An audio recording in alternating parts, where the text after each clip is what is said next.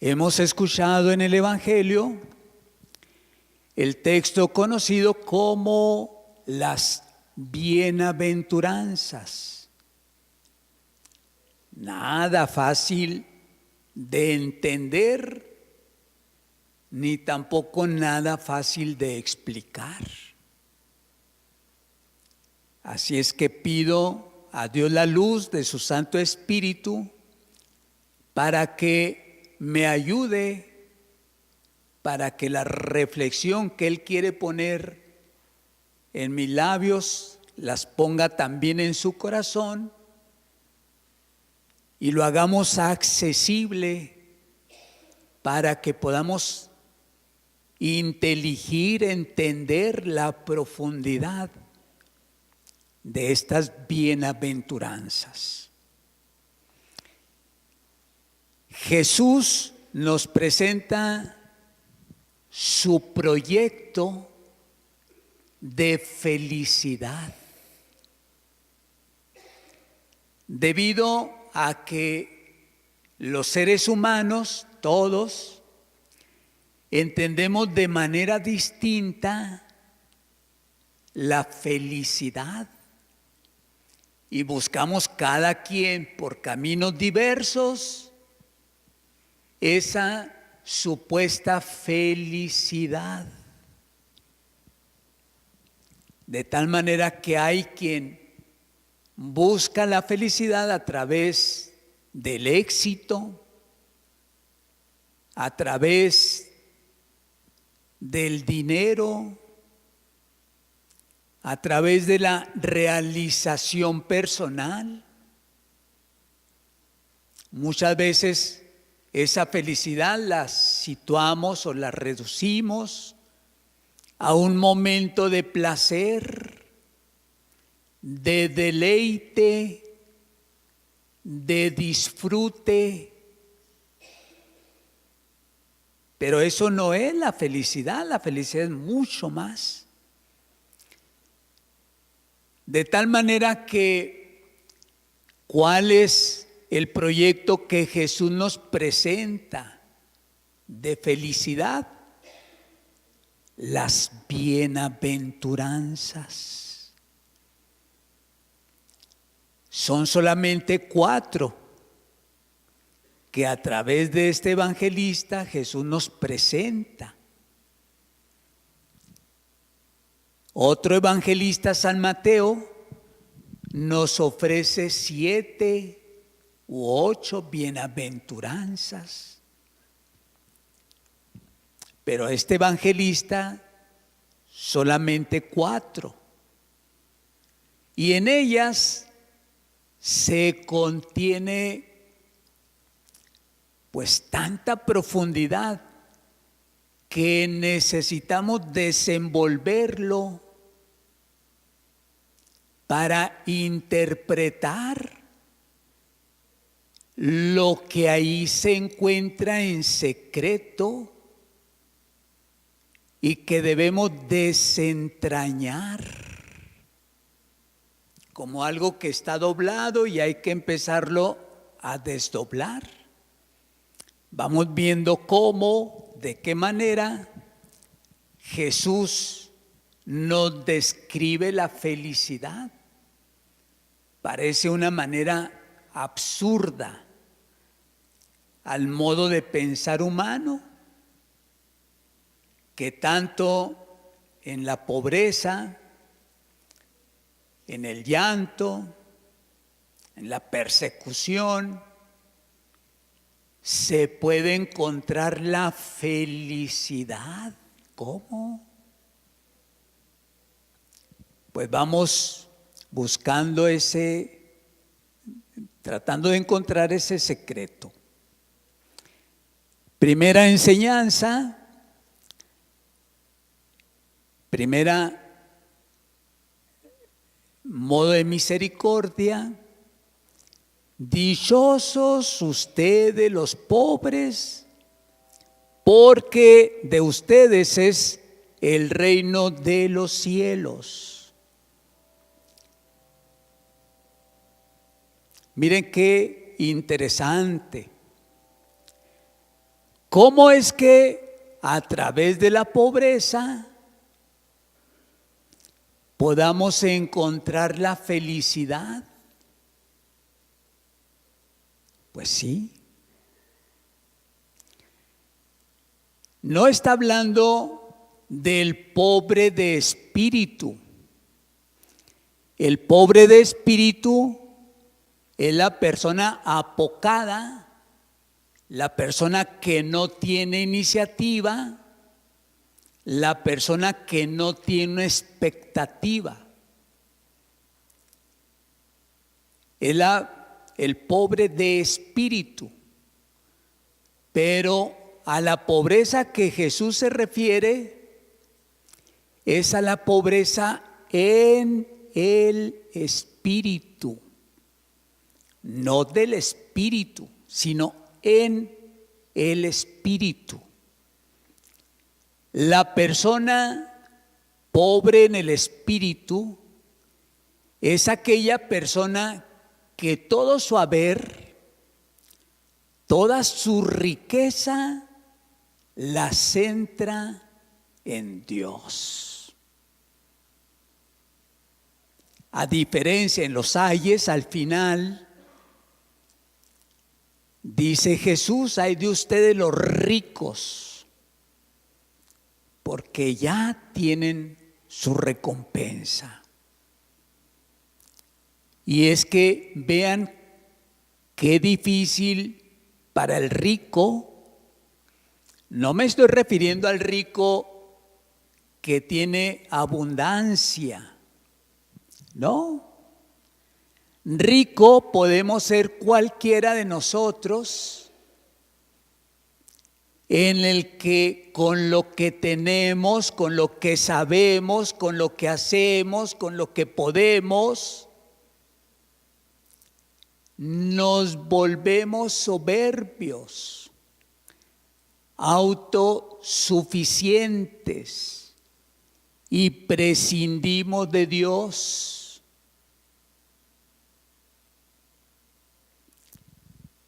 Y la riqueza no necesariamente es la abundancia de bienes materiales, económicos, no, sino la abundancia de soberbia, de altanería. En cambio, el humilde es aquel que no tiene, pero que no avaricia y que no retiene. Es aquel que únicamente tiene a Dios como su riqueza, su haber. Esa es la persona pobre, la que gana el reino de Dios. La primera enseñanza: dichosos ustedes los pobres, porque de ustedes es el reino de Dios. Segunda enseñanza: dichosos ustedes los que ahora tienen hambre, porque serán saciados. Fíjense que en nuestra manera de pensar humano, creemos que en la medida en que más obtenemos, más tenemos, más acaparamos, más vamos arrecholando en nuestra vida bienes, cosas, dineros, títulos, experiencias, lugares, gente. En la medida en que más tenemos, creemos ser más felices, pero no, porque la felicidad no está en la hartura, en tenerlo todo. La felicidad está en entender que se convierte en una necesidad el querer tener, pero no bienes, sino sabiduría de Dios. Cuando tenemos cantidad de bienes, de recursos materiales, eso nos aleja de Dios, nos aparta de Dios, prescindimos de Dios, porque creemos que con lo que yo sé, con lo que yo tengo, con lo que yo puedo, con el poder, con mi salud, con mi juventud, yo no necesito a Dios, prescindo de Dios, lo hago a un lado, lo saco de mi vida. Si tengo todo, ¿para qué quiero a Dios? No está así la felicidad. La felicidad está en, aún no teniendo nada, siendo pobres en el espíritu, podemos reconocer que lo que sí verdaderamente necesitamos es la ciencia de Dios, el conocimiento de la verdad de Dios. Cuando uno obtiene esa sabiduría, esos conocimientos, pues entonces encuentra ese secreto de felicidad. Dichosos ustedes los que ahora tienen hambre, no porque se harten, sino porque sienten la necesidad de conocer a Dios, de tener la verdad de Dios, de obtener sabiduría de Dios, y entonces serán saciados. Tercera enseñanza, bienaventuranza. Dichosos ustedes los que lloran ahora, porque al final reirán. Yo voy a poner otra palabra que nos introduce San Mateo en sus bienaventuranzas y que se parece mucho a al que llora. Mateo le llama el que sufre. Dichosos ustedes los que sufren. ¿Quién llora? Los que sufren. Y sufrimos por cantidad de situaciones adversas en la vida, por muchas cosas, porque hay un gran vacío interior en nuestra alma, nuestro vacío existencial, y que vamos confiando nuestra vida en las cosas efímeras, pasajeras. Cuando esas cosas se acaban, ya no están, sufrimos terriblemente. Por ejemplo, quien se apasiona en su salud, el día que pierda la salud, que se enferme, no resiste la enfermedad. Quien se apasiona, se enamora, pone su corazón en la vida o en las personas. Cuando ese ser amado fallece, ya no está, se va. La ruptura provoca una herida muy profunda, sufrimiento, llanto, irremediable, porque perdimos aquello en lo que depositamos nuestro corazón o nuestra confianza. Cada uno de nosotros podemos recordar, hacer un arqueo, un balance, en qué he puesto mi confianza, si verdaderamente la he puesto en Dios o la he puesto en cosas efímeras, pasajeras, contingentes. ¿En qué lo he puesto? De tal manera que, fíjense, parece absurdo. Dice, dichosos ustedes los que lloran ahora. ¿Cómo poder descubrir, discernir la felicidad? A través del sufrimiento, a través del llanto. Vean qué interesante, qué maravilloso. Sacamos este secreto, lo desentrañamos, lo ponemos al descubierto. ¿Por qué el llanto? ¿Por qué el sufrimiento nos trae felicidad? Si nuestro pensar nos dice que es todo lo contrario, le huimos a sufrir, le huimos a llorar. Porque el que sufre no sufre por sufrir, no ve esta vida como un valle de lágrimas, no ve como una especie de maldición, es que ya me tocó sufrir, no. Es la persona que sabe sufrir. Es la persona que abraza el sufrimiento, no que lo está provocando, que lo está buscando, sino que cuando esa oportunidad se presenta en nuestra vida, uno es capaz de abrazarla y aprender a convivir con esa experiencia adversa.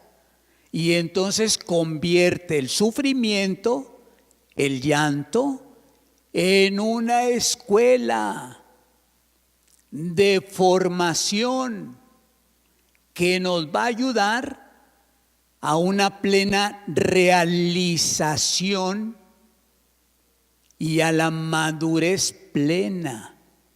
El sufrimiento. Por ejemplo, una persona pedante, orgullosa, prepotente, una persona que se siente autosuficiente, soberbia.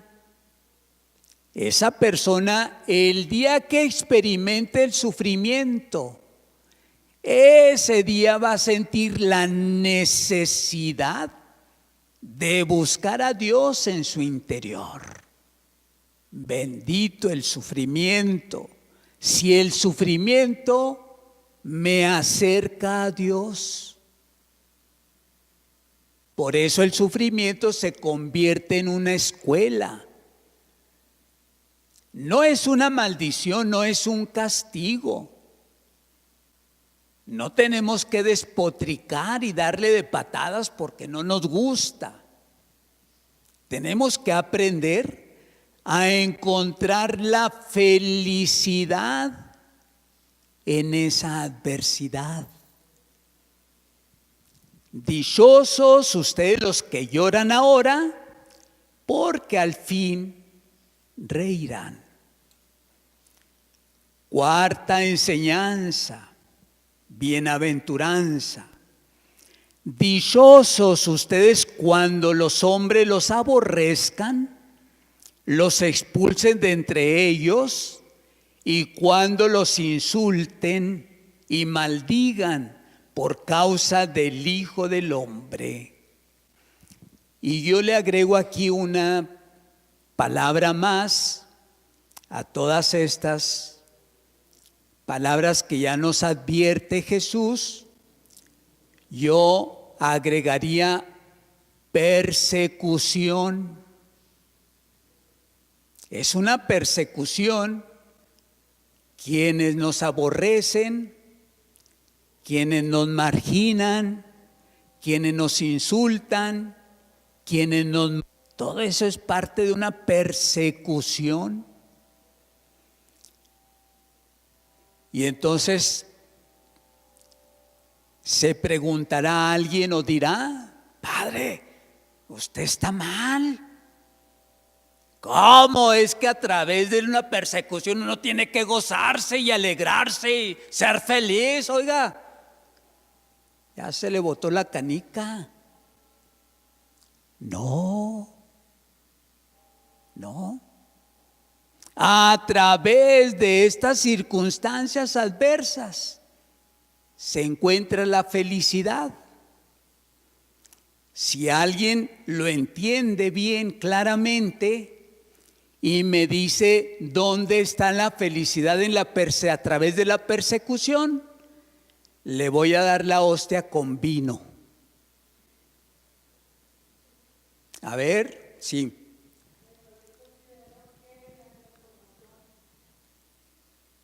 ¿En la qué? En la transformación. Bueno, sí, gracias.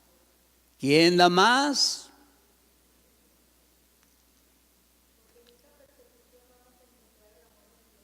Porque en la persecución encontramos el amor de Dios. ¿Quién da más? Bueno, está bien. Pero hay otra cosa más interesante todavía. Dice: dichosos serán ustedes cuando los hombres los aborrezcan, los expulsen de entre ellos, los insulten, los maldigan por causa del Hijo del Hombre. A todo eso, ¿qué se le llama? Consolidación de la convicción. ¿Cómo es eso? Consolidación de la convicción. Nuevamente, consolidación de la convicción. Cuando yo estoy convencido de lo que yo conozco y defiendo, y por esa causa me persiguen, se hace más fuerte mi convicción. Por eso que yo creo. Es decir, no me amedrenta la persecución, porque entonces me acobardaría y negaría mi propia convicción en lo que yo digo que yo creo. Entonces, para salvar la vida, digo: pues no creo, no es cierto. Esa es la situación de los mártires, de los héroes de nuestras historias humanas. Gente que lucha, que se mete de cuernos, que se consagra, que vive para lo que cree y es capaz de entregar la vida por esa convicción, por eso que cree. Y entonces, cuando a uno lo persiguen, afianza más su convicción. Vean este ejemplo. Si usted le dice a su hija que anda con un novio que usted sabe que no es bueno para su hija, y le dice: hija, esa piltrafa de hombre no te conviene, záfate. Pero ¿qué hace la hija? A escondidas, clandestinamente, más afianza su amor por esa piltrafa humana. Díganle a su hija, a su hijo, que no haga tal cosa y con más ganas lo va a hacer, porque ratifica su convicción de lo que está uno convencido. Y así es en la fe y en el amor a Dios.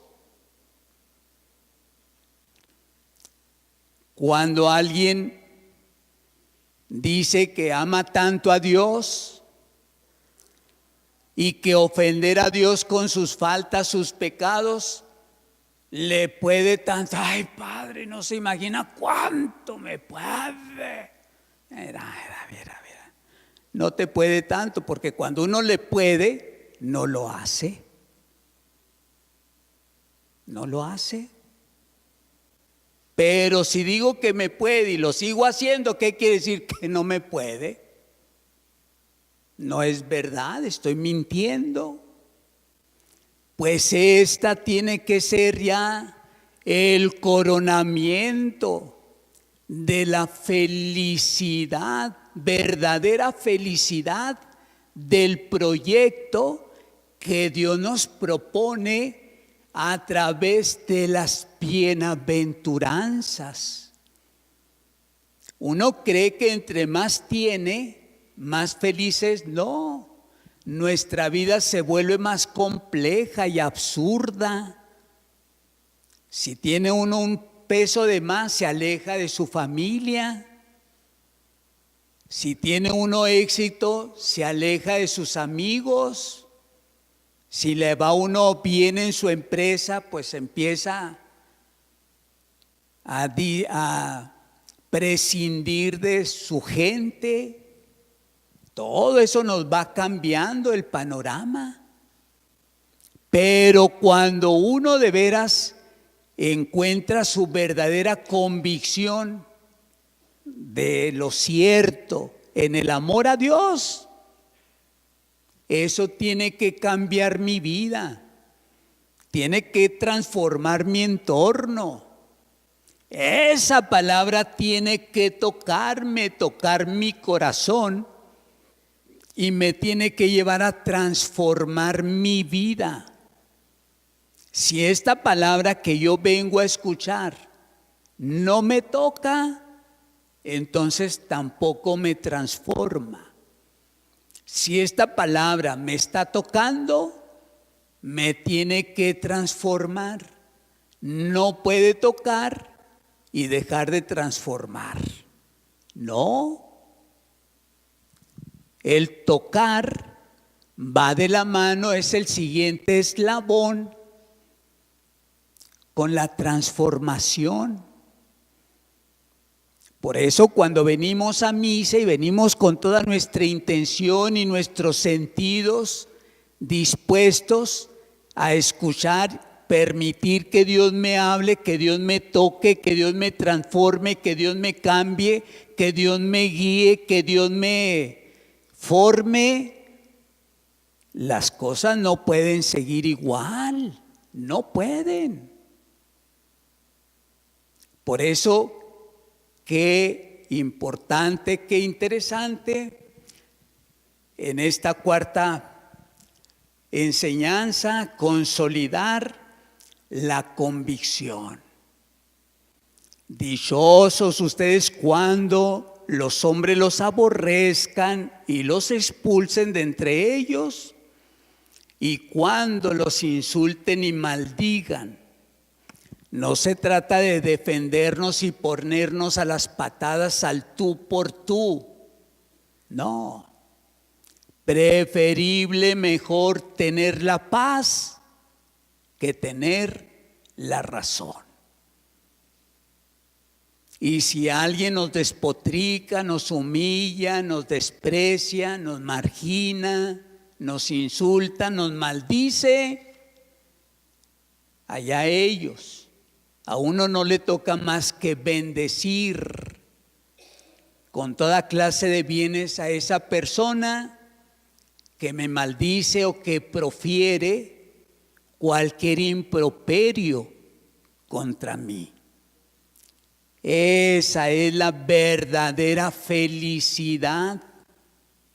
No necesito bienes, no necesito sentirme tranquilo, no.